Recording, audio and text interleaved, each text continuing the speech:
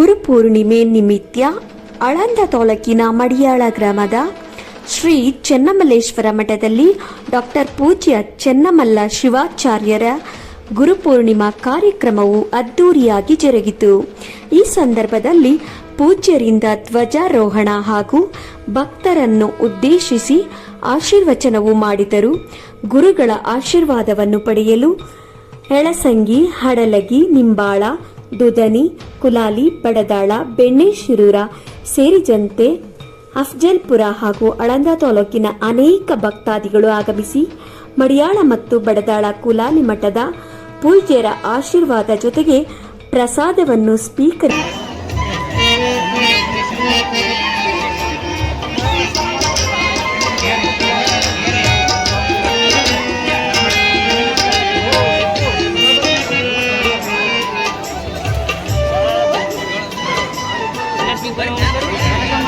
ಅದೇ ರೀತಿ ಒಳಗೆ ಮಲ್ಲು ಸಾವುಕಾರ್ ಬಡದಾಳ್, ಸುರು ಸಾವುಕಾರ್ ಬಡದಾಳ್, ಚೆನ್ನಮಲ್ಲೇಶ್ವರನ ಧ್ಯಾನಿಸಿಕೊಂಡು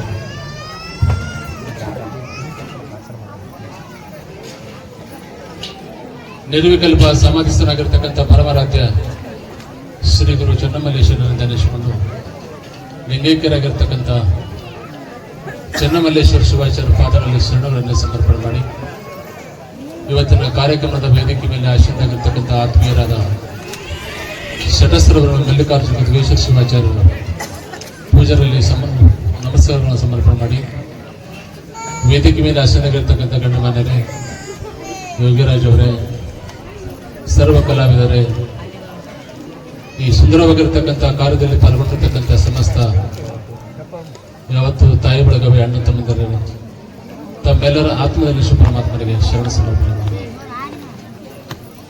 ಇಲ್ಲಿ ಪರ್ಯಂತರವಾಗಿ ಕಾರ್ಯಕ್ರಮ ಬಹಳಷ್ಟು ವಿಜೃಂಭಣೆಯಿಂದ ಸಾಗಿ ಬಂದು ಈಗ ಕೊನೆ ಹಂತವನ್ನು ತರ್ತಾ ಇದ್ದೀವಿ.